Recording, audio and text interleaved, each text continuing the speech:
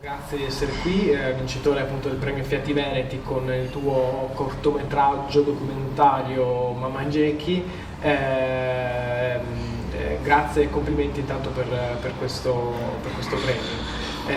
La tua esperienza immagino importante appunto in Tanzania che ti ha portato a fare questo cortometraggio diciamo tra il documentario e la finzione. Cosa ti porta di questa esperienza e qual è appunto il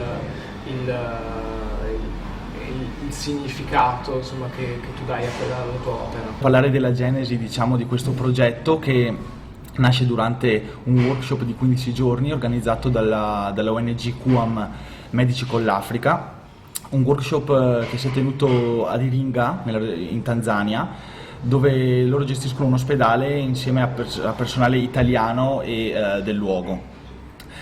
Per partecipare a questo workshop dovevo scrivere la storia, per essere selezionato dovevo scrivere la storia che avrei raccontato una volta lì in Tanzania. Per me era stato molto difficile questo, perché non ero mai stato in Africa e neanche in Tanzania. Quindi per me era difficile immaginare cosa avrei potuto incontrare lì e metterlo in una forma narrativa, quindi ho deciso di operare, diciamo, in maniera opposta rispetto a quello che faccio normalmente quando faccio un documentario. Normalmente incontro una realtà concreta, reale, che avviene in un determinato luogo, in un determinato posto, e attraverso il racconto di questa realtà cerco di trovare un simbolo universale che possa essere compreso da un pubblico, diciamo, di tutto il mondo. In questo caso ho deciso di fare l'inverso. Prima ho cercato l'archetipo, diciamo, universale e ho deciso di focalizzarmi sull'origine, sulla nascita, e poi ho deciso di raccontare una storia particolare partendo da questo spunto. Ovviamente una volta in Tanzania non è stato possibile raccontare la storia che avevo in mente, però ho deciso di mantenere questo archetipo narrativo generale per poi raccontare la storia che ho trovato. E sì, riferito alla domanda cosa mi porto da questa esperienza, mi porto, diciamo, un elemento che accomuna. Dopo questa esperienza mi sono reso conto che l'elemento che accomuna un po' tutto il genere umano, che può venire da qualsiasi parte della terra, però è la ricerca della felicità, diciamo un benessere che non è solo materiale ma è anche spirituale. Questo accomuna un po' tutti, sia che tu nasca in un paese cosiddetto sviluppato o sottosviluppato, comunque questa è la battaglia che tutti noi conduciamo ogni giorno, ed è stata, diciamo, una rivelazione importante per me riuscire a vedere queste cose sul campo proprio. Quindi diciamo il tuo lavoro è a metà tra un documentario e una finzione,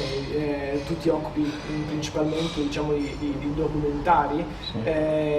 Cosa, diciamo, trovi in queste due forme che ti ispirano di più, diciamo, e cosa preferisci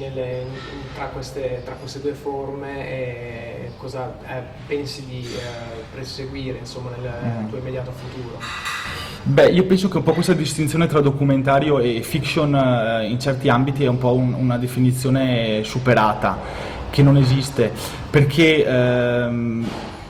se noi riusciamo a vedere la realtà, a vedere all'interno della realtà alcune dinamiche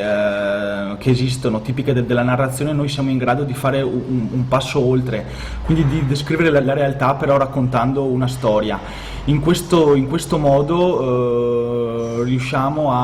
cioè almeno questo è quello che io penso, in questo modo credo di poter dire che si riesce a dare non si riesce solo a dare un'informazione su com'è il reale,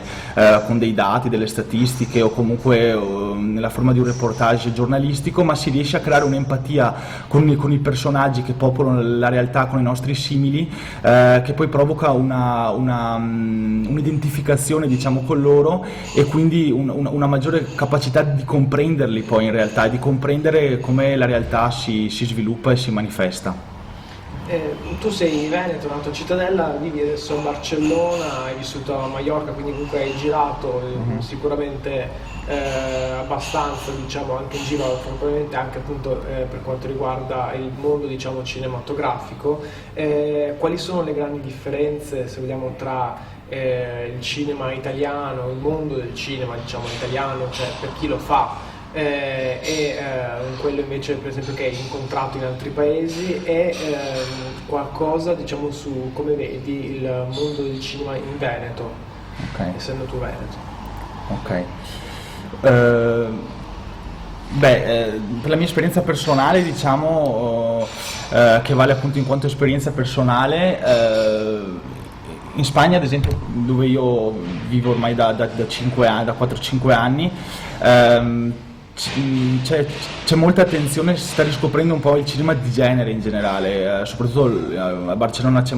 questa scuola un po' di horror, si girano molti horror, ed è una cosa che noi se vogliamo in Italia perlomeno si faceva un tempo, adesso invece questa cosa sta un po' sparendo, e invece c'è un risveglio proprio di questo tipo di cinema di genere che in realtà, cioè, è un po' riduttivo anche chiamarlo cinema di genere, perché è un cinema che ci permette comunque di fare delle analisi sulla realtà attraverso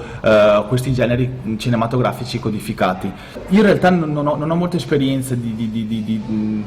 cinema veneto, so che ultimamente però ci sono varie produzioni che stanno girando in Veneto. Io ho potuto collaborare l'anno scorso al film Le Leoni di Pietro Parolin, che era diciamo vincitore, la sceneggiatura era vincitore di un bando della regione Veneto di 700.000 euro, e quindi sembra che ci sia, diciamo, un interesse anche a finanziare non solo piccoli progetti ma anche progetti di più ampio respiro. Poi so che adesso ultimamente una mia collega ha lavorato a Marco Polo, e sì, non so, mi sembra che le cose stiano cominciando, insomma, a muoversi.